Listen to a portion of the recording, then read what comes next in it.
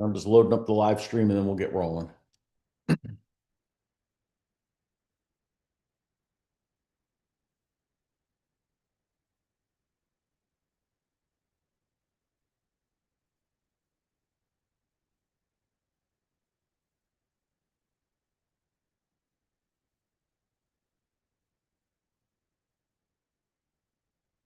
Okay, can everybody see my screen? Yes. Okay. So again, today is REM 103 Advanced Farming. We're going to go through, like I said, some things that can be a lot of fun, but can also help you get clients. So quote here from Daryl Davis: farming and real estate, like agriculture, is an art. It's about planting seeds, cultivating leads, and seeing what will develop. The key, of course, is to consistently nourish your real estate farm with mailings and events. So why farm? Before we talk about farming and whatever else, why get yourself a farm and real estate? Well, as you become more established as a realtor, and of course, I always have to back up and say, especially for you guys that are taking boot camp, most of you are new to the business. The first best way to get business is to go out and prospect, right? When you start talking about farming, as we talked about a couple of weeks ago, farming is for the long term because it takes time. So you want to be out doing your prospecting, but in addition to your prospecting, you want to start laying the foundations for building a farm. Why? Well, one of the biggest reasons is business will start coming to you. We talked about this. I've talked about this before. There's a neighborhood across from where I live called River Ridge, and I've sold 4, 5, 6 houses in there. In fact, there's a block I've sold every house except one on that block. As crazy as that sounds. I have another property right now that we're just talking to a friend of mine that owns, that I'm actually selling the next door neighbor's house. Well, why does this happen? It happens because when you start doing business in an area, your name gets popped up in that area. And it doesn't happen overnight. It happens after you build a reputation there. And farming helps you build that repetition. So when you can farm and you can start getting business to come to you, you can do a little bit less cold calling, less calling for sale by owners and expired listings and those types of things. It's a less threatening way to prospect. Although I find that for sale by owners are extremely easy. Probably to me, the hardest people to call these days are expired listings, because there's not a lot of them, and they're getting 100 calls in the first half hour of their house is put into the MLS. Farming creates steady business and a steady flow of leads of income. When you consistently farm time in, time out, year in and year out, people are always moving in and out of a neighborhood. And if you're the go-to person in that neighborhood, does that mean you'll get every listing? Absolutely not. There may be 2 or 3 go-tos there. But if you're one of those 2 or 3, and there's 12 listings a year, you're probably going to get 3 or 4 of them. So I'm going to give you 5 concepts of farming. Number 1, have a targeted group that you implement my 3-3 rule on. For those of you, I teach you the 3-3 rule when you first come in the class. What is the 3-3 rule? Okay. When you meet someone in person, you hand them 3 business cards. And whether you're meeting them in person or you're talking to them on the phone or anywhere else, you want them to know 3 things. Number 1, your name. Number 2, that you're a realtor. And number 3, that if they or anyone they know has a real estate need, they should call you. Become a local public figure. You want to go places and have people know you. So I had a really cool situation.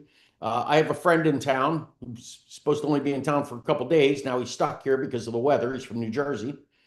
And he was meeting up with another friend of his that I never met before, but it's also from New Jersey originally. And he said, "Oh, my friend down there, blah, blah, blah." And his friend said, "Oh, that's the guy. I know him. I see his ads everywhere. He's the town guru," which is how I market myself. This guy who I've never met before, who's friends with a very, very close friend of mine, is a member of my Land O'Lakes Gurus group. And he knew who I was just because of that. Why? That's years and years and years of consistent farming. And this is what you guys want to be doing, is building that type of name brand. In fact, this morning I just saw my girl down at that works at the Dollar Tree. So I went in to get my big water. And who originally said, "I know you from somewhere," and it hit her a second later, "You have a little black dog." And I said, "Yeah, it's not that little, but yeah." And she said, "Oh, I'm part of your Newport Richie group." That's how farming can work for you. Of course, and we're going to teach this in the advanced course actually today.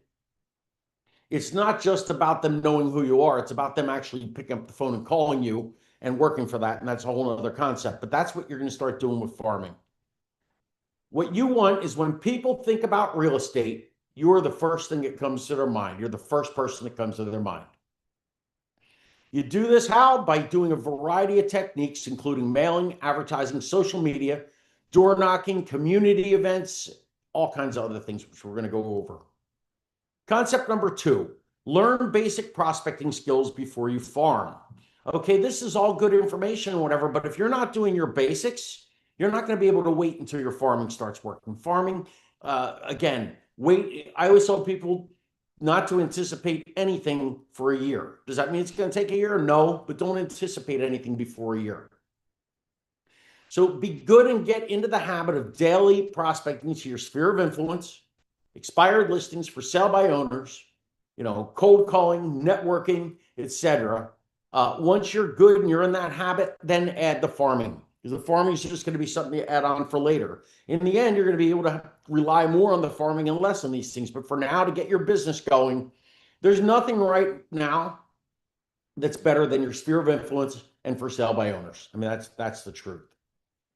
Remember that farming is a long-term strategy, and as I said, it'll pay off in a year or two. Number 3, have a marketing hook. Find something that makes you unique, something that makes people think of you, that makes them remember you.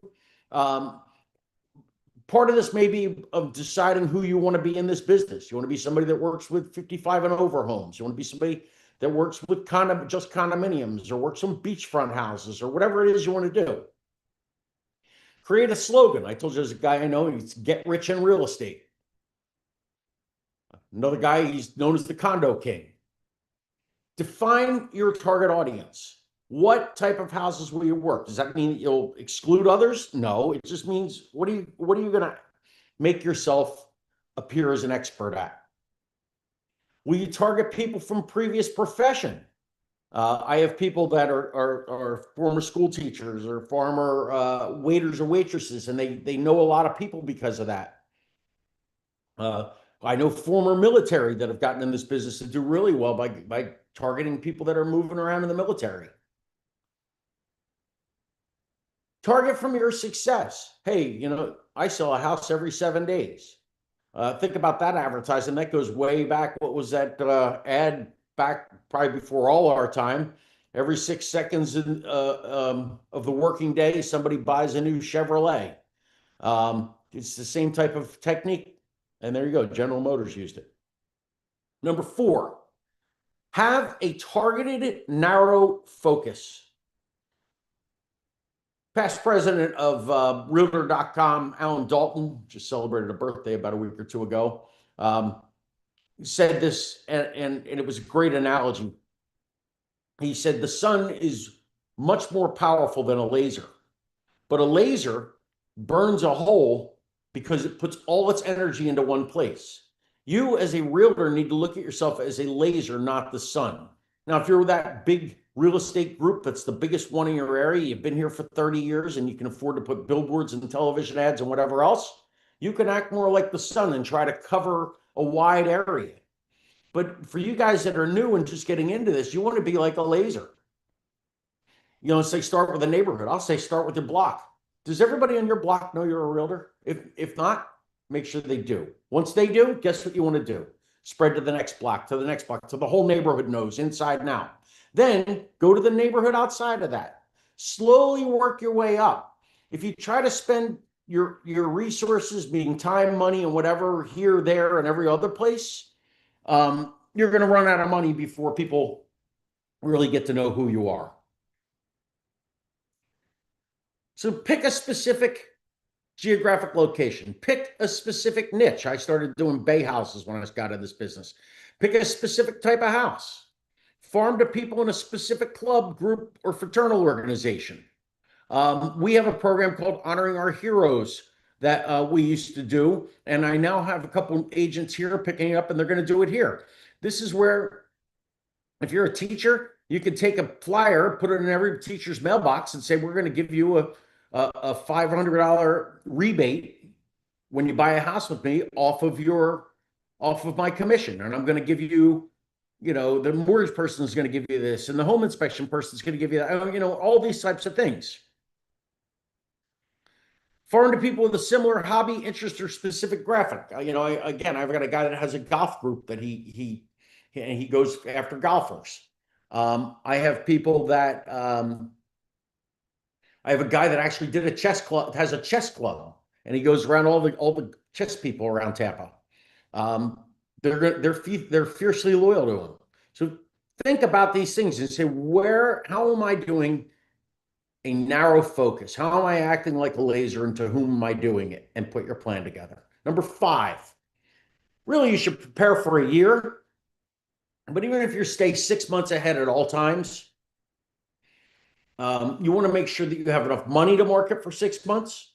You want to have your first 6 months to a year pre-planned of what you want to do every month. And the bottom line is you need to follow through. 2, 3, 4 times are not going to get it done. And I've had people come in, I've spent money on 4 mailers and nobody's even picked up the phone to call me. No, it's going to take 12.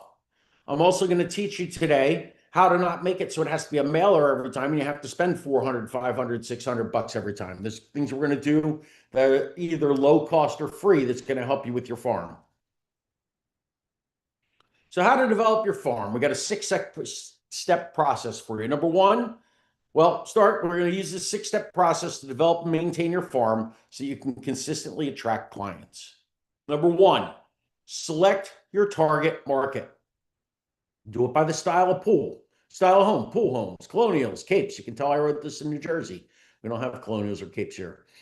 Unique niches, waterfronts, 55 and overs, multifamily, condos, farms, whatever it is. Pick out what you want to do. Do I want to go by profession? Teachers, first responders, your last profession. And where will your farm be? Very important. You get people here, especially in the Tampa Bay area. I'll just cover anywhere in Tampa. Okay, so it's 6 o'clock at night when somebody wants to see a house at 7. You've got to drive an hour each way to open the door up for 5 minutes. Is that really a good use of your time? I'm not telling you not to do it, but I'm telling you to focus on something close to your house. So at least most of your business is local. Trust me, I remember it was 4:30, 5 o'clock on a Friday. I was in St. Petersburg and somebody had me look at a house in Spring Hill. I had to get there that day because things were going so fast. It was an hour and a half each way in rush hour traffic to go through and do a 5-minute video for my clients on a house that was under contract by 8 o'clock that night that they didn't get. Yeah.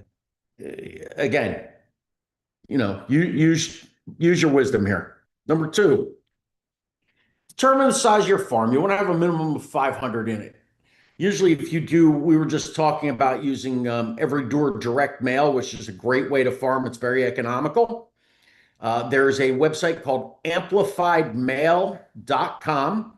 I'd be happy to help you guys get this set up and pick your farm. But usually you can mail to a what's called it's a postal code. It's those last 4 digits that are part of your zip code. In other words, like my zip code is 34654, and then there's 4 extra digits, like after a dash. That's a postal carrier route. And so pick a postal carrier route. You can advertise for about half the price using amplified mail or one of those services using every door direct mail, which you can find also on the post office's website, so you can identify where you want to farm. Make sure that you budget. Do you have money to do 6 months to a year? Really, I would tell you a year. I put 6 months in here. As things have changed, I really say a year because it takes a little bit more time for your marketing to grab than it used to.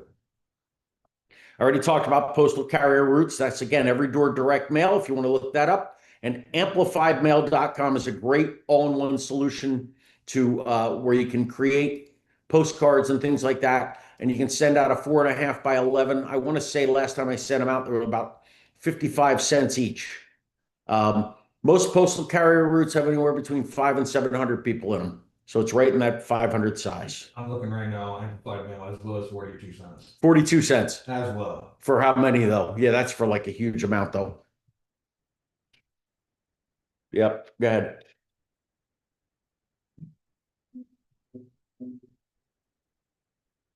Yeah, there should be a pricing thing there. And it's done by how many you send. All right, number 3 for developing your farm is choose your location. As I said, you want a service area as close to your house or office, someplace that you're going to be, so that when at 5:15 somebody calls and says, "Can we go see this house tonight?" It's not a complete burden on your life. Ask yourself, is your brand or office known in your area? With Century 21, we really don't have to worry about that. We're the biggest brand in the world. And Coldwell Banker, same thing for any of my Coldwell people. People know Coldwell, they know Century 21. Choose a high turnover area. Does anybody know what that is? A high turnover area is a place where people are buying and selling. You will find certain neighborhoods, mine being one of them. I live in an airport community. The people that live in there, it's very, I got lucky because whatever, because I don't fly and it wasn't even a thought to me. But a lot of people want to only be in my neighborhood because that's their hobby and they want to have a plane in their backyard or they want to have a hangar right there. There are 2 houses for sale in my neighborhood right now. That's it. And usually when houses come in my neighborhood, especially the ones that are on the runways, they go very, very quickly. So my neighborhood is not necessarily a high turnover area, but an area where people are buying and selling, and you can't just have a lot of listings or just have a lot of buyers and not a lot of listings. You want to have where you have a pretty equal thing, so you know things are turning over. That's where you're going to find repetitive business. Also, pick an area with less competition.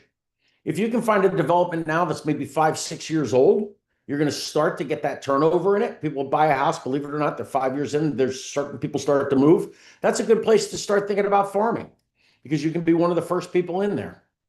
If you notice that there's 10 people farming a neighborhood, you probably don't want to continue to farm there. Does that mean if anybody else is farming your neighborhood, don't do it? No, somebody's always going to be farming it with you. That's okay. But you're going to want to learn your strengths. Make sure you let everybody know what your strengths are and things like that. And they'll know the weaknesses of the other person, make the other person's weaknesses your strength. Become a techie. Oh God, this scares people. This is why we do digital mastery. You must be able to use the power of technology. Things like Cole's Realty Resource, or we've been using RedX more recently. Cole's, Century 21 used to pay for Cole's, which is the same thing. We would help you get phone numbers for free. But you should have CRM tracking on touches. If you're using Moxie, or I know some people now are using, what's the other one we're giving you? I don't remember. Anyway, I have it on my phone and I can't think of the name of it, but it doesn't matter. The one that's owned by Zillow. Anyway, point is that when you're whatever CRM you're using, make sure you use it. Make sure you have it to nudge you the next time you need to talk to somebody. Track all your touches. Make notes after your touches. And always, always, always schedule your next touch or your next conversation as soon as you finish your last one. Personalized touches. If you can, don't do a dear neighbor in emails. Now, there are programs that'll help you do that if you're typing stuff out. It's a little tricky when you're doing stuff that you're handing out. Like when I do the welcome letters, I always have done dear neighbor. Reason is I just create copies and go down the street with them. Right. Trying to sit there and say, oh, this is the Smith's house and this is the Jones's house. But when possible, try to personalize it. Number 5, develop your list. Again, use a Kohl's directory. Use a list that you can buy from RedX or wherever else, and get your name, your phone number, your email, and your address of people, birthdays if you can. It's not expensive at all to buy a one-time list, especially. And people will say, well, yeah, but you need to buy a one-time list every 6 months. That's bull. You probably want to do it every couple of years, yes, just because people come and go. But if you're doing your job and getting to know people, you're going to see that somebody moved into a house, even if you weren't the one that sold it to them, and you're going to go introduce yourself and get their information. Number 6, your introduction letter.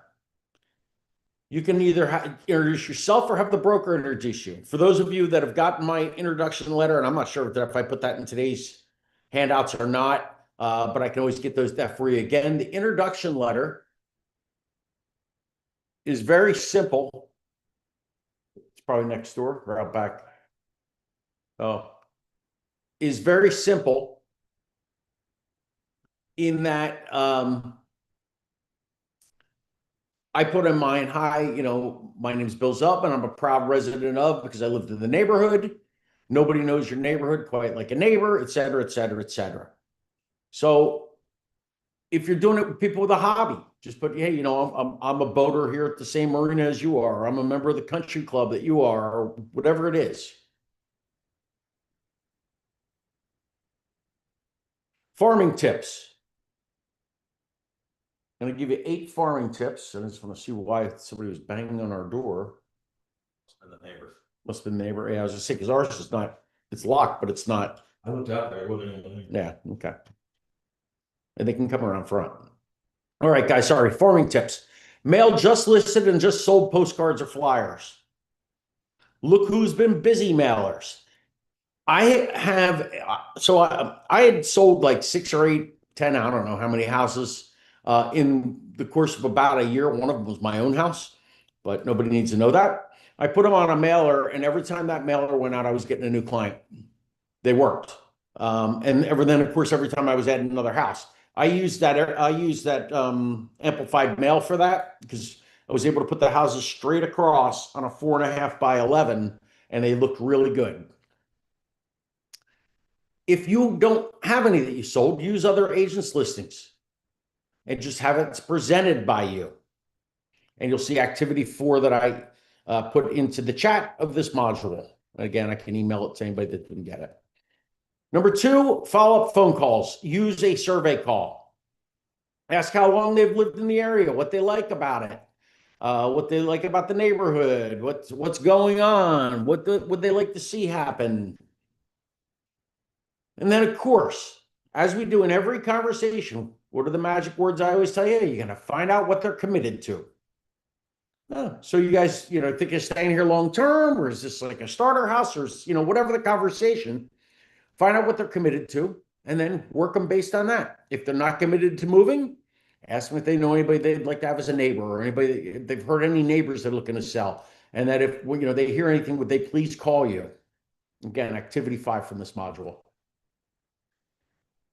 Number 3, identify nosy neighbors. Mine lives directly across the street from me. If I happen to go get my mail at the wrong time, an hour of my life minimum is gone. I've walked out to get the mail and come in sunburnt. And I'm not kidding. She's something else. But if you identify neighbors that like to discuss other neighbors and what's going on in the neighborhood, you can find out who's interested in selling. You can find out a bunch of things you probably don't want to know about your neighbor anyway, but we'll leave that alone. And every time they introduce you to someone, thank them with a small gift. Just get them something small and maintain the relationship.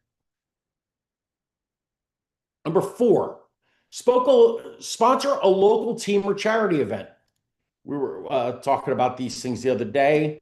Sometimes this makes sense, especially in a neighborhood or whatever, if you can do this. But sports teams, local teams. If you do support a local team, usually they'll have you like buy the shirts and then that's your name on them. What are shirts going for these days? I don't know, $10, $15 each. There's 15 kids on the team, so for $300, your name is their team name. But don't just stop there. Go find out their schedule. Go to their games. Provide refreshments, bring a case of water. And then put a little booster ad, like in the local newspaper, supporting them. You'll be surprised how many times that's going to turn into a sale. Car magnets. Put them on your car and leave them. Park prominently at local events. Keith, one of our agents, Keith Harrington, he's big about this, ticks his son off. Although I just saw over the weekend, his son's now grown up. He's worked with me for about 7 years. So his son was a little kid. His son just got his driver's license, his first car. So he won't be complaining about that anymore. But his father used to park all the way out when they go to soccer games to make everybody drive by and see his magnet on the way in. And he said, yeah, there'd be hundreds and hundreds of cars. I'm like, dude, I'm like, that's genius. Yeah. Park prominently at local events. Park and leave your car in a prominent shopping center during peak times. Park prominently at open houses and showings. Let people see those magnets. Number 6, host a seller or buyer seminar. Partner with an agent with an adjacent farm. Partner with a mortgage, title, or home inspection company, remodeling companies, landscapers. Let them come in and speak to and invite the people they want to bring. Present yourself as a local expert. Make sure you advertise the event anywhere locally. I have a local paper. Again, I wrote this I rewrote this in 2022, but I think I really wrote this the first time in 2014 or 15 when local papers were a little more prominent than they are now. You have to know your area. Some places they are, some they aren't. But you can advertise on social media, your blog, your website, and make sure you distribute flyers. Number 7, always welcome new neighbors. I don't care who their realtor was. Create a welcome package. Bring them dinner one day. Provide them with local restaurant coupons. They used to have a thing called the welcome wagon, which, by the way, is kind of still out there. Be your own welcome wagon and get other partners from other companies to join you in it, right? Mm-hmm. The air conditioning guy will give you a free tune-up. Get him to jump in with you. Things like that. Mailings. Send regular mailings. You should have testimonials on them when you get them. You can use branded notepads, magnets. I used to do schedule magnets, Philadelphia Phillies schedule magnets. I always have a sore back after handing them out because, believe it or not, when you carry 300 of them, they're pretty darn heavy. But it was worth doing. People pop them on their fridge and leave them there for the rest of the season. Relevant articles. Create a neighborhood directory. What a great way to get everybody's email and phone number. Create a neighborhood directory. Calendars. Do a yearly or a monthly calendar. Things that are going on in the area. This is an oldie, but a popular one that some people still use effectively. You can buy seeds, like those old Berkeley seeds. Yeah. And they say, come grow with me. They cost 50 cents, 25 cents. Branded Post-it notes. I think I already said that. Pens. Professional brochures with your services. Current market analysis mailings. Tell them you'll give them a free market analysis. Use a hook like, do you qualify? Do you qualify to be refinanced? Do you qualify? Things like that to just get you in the door. Offer an over-the-phone market analysis. Of course, when you do an over-the-phone market analysis, I always use RPR because it has that big range on it. Give them the big range. Well, if I tell you that your house is worth between $250,000 and $300,000, what if I really told you? Not much of anything. Is it worth $250,000 or $300,000? Well, for me to get you an accurate number, I need to come out and see some things. When can I come? Now you're in their house. In a hot market, you'll be amazed how much your house would sell for in this market.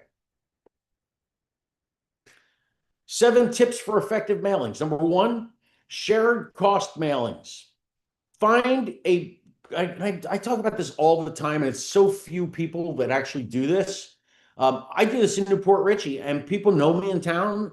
I have little dog biscuit things where I give the bags out and whatever, and I put them in local businesses, and I support those businesses. They support me. Shared cost mailings. Partner with local professionals.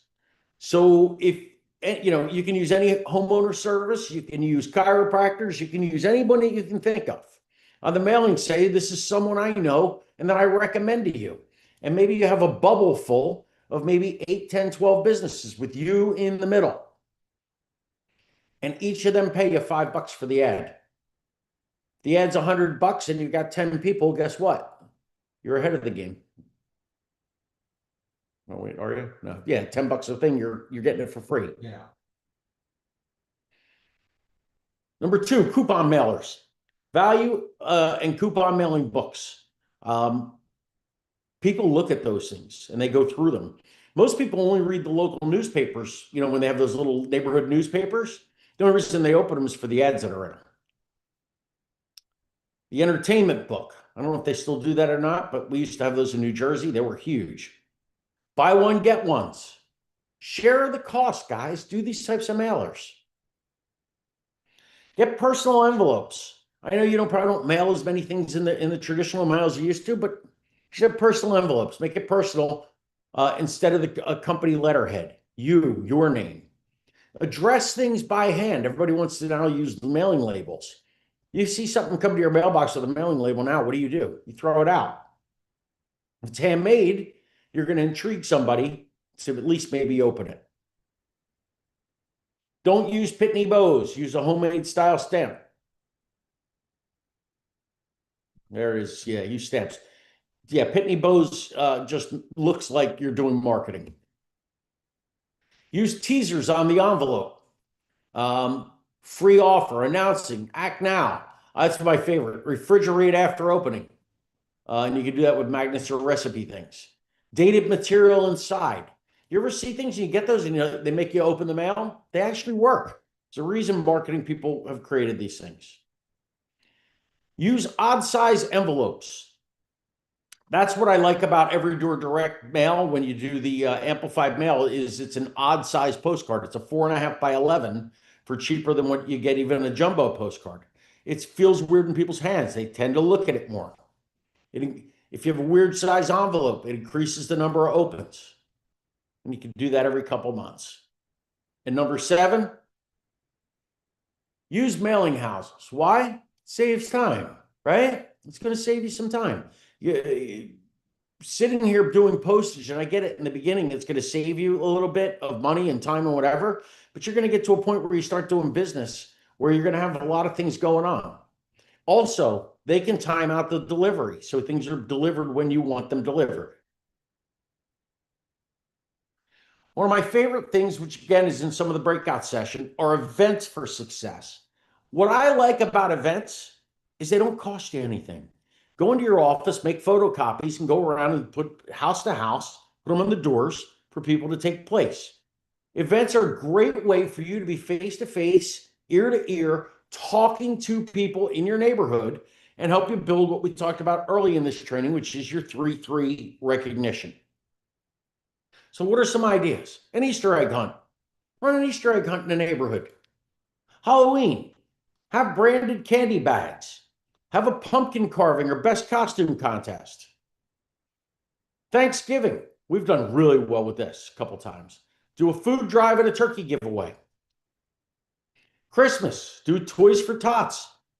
If you don't want them to drop off at your office because maybe your office isn't real close to your neighborhood, find a local business you can partner with that'll put your information up that you're running a Toys for Tots. Powerful. Valentine's Day, have chocolate roses. Mother's Day, use the seeds, what we talked about. 4th of July, lawn flags, those little lawn flags, and just attach your business cards to them. Labor Day, get together back to school coupons. Now, down here, they go back to school about a month earlier than up north. So you want to do it before Labor Day, but anyway. Alert local media to all of the things that you're doing. You'll be shocked. They need content. And they'll do whatever you do a Toys for Tots or a food drive or whatever else. You might be surprised that they'll write up a nice article about you. And again, I have these for you guys in activity 6 that is either printed for you guys here or in the chat room. More events for success. A neighborhood barbecue. We did this a couple times in my old neighborhood in New Jersey. Everybody just pulls their barbecue grill out in the front yard. They set tables up and you walk up and down the street, eating your way up and down and getting to know your neighbors. My most successful event, neighborhood yard sale. I gave you all the directions on how to do those. Neighborhood yard sales will make you famous in your neighborhood, and even for people that come and go to the neighborhood yard sale. And if you follow my directions on that, where you actually go and create the maps, I'll help you create that map. It'll have your picture on it. You do a couple hundred copies of those maps, hand them out to everybody that's registered. You have them on your map as places where they're participating in the yard sale. And then each of them gets 25, 30 maps to give out to people that come. Plus, you walk up and down the street handing out business cards. Make sure you have 500 to 1,000 business cards when you do this. You're going to meet people those days, and people are going to get to know who you are, what you do for a living. And let's face it, if I'm going to sell 6 months later, first of all, I'm going to want to have a yard sale to get rid of the crap in my house. Number one. Number two, who am I going to think knows the neighborhood better than somebody that set up my neighborhood yard sale? It's a genius thing. First time I did it, it cost me $60 to buy the signs for the end of the neighborhood. Since then, it's cost nothing. Have a neighborhood happy hour. If you have a association that has a building, see if you can have one there. Get like somebody that does wine tastings to come or whatever else. If not, find a little neighborhood place that little neighborhood bar. Set it up. It's a good time. I already said the wine tasting. Do a chili cook-off. People love doing those. Usually that time just passed. Usually they do those in January. But you could do a rib or a barbecue type contest. Guys, the ideas here are unlimited. And all of the things I just told you cost you little to no money and help you build relationships with the people that are out there. So before you advertise, remember that advertising can be expensive. So choose your initiatives wisely. Always choose education over advertising. You want to, before you go and pay for things, make sure you know what to do with the things you're going to pay for. And advertise only when you have the available funds to do so. So why advertise? Advertising helps you create a perception that you're bigger and more established than you are. Request to advertise in other agents' listings, or do an open house for them, those types of things. Advertise it for them. Use the ads and listing appointments to create the assumption that you're well established. Where to advertise? Think small. Remember, think laser as opposed to sun. Oh, I'd love to advertise in the Tampa, it's not the Tribune anymore. I don't know what they call the big paper now, Tampa Bay Times. No, I wouldn't. I'd rather be in a homeowner association newspaper, in a church bulletin, on a social media site, in a local rinky-dink newspaper that only does a neighborhood, in search engines where people are local. The more local, the more bang for your buck and the less you're going to spend.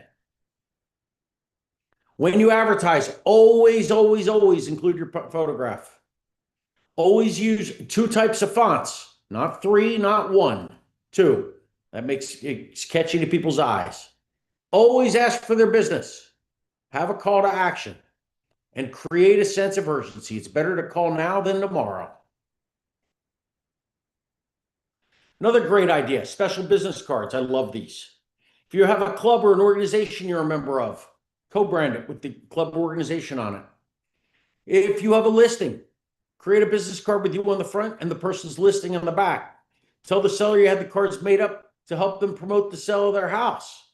In reality, what are you really promoting? Yourself. Give most of the cards to that client, because what are they going to do? They're going to hand them out to everybody.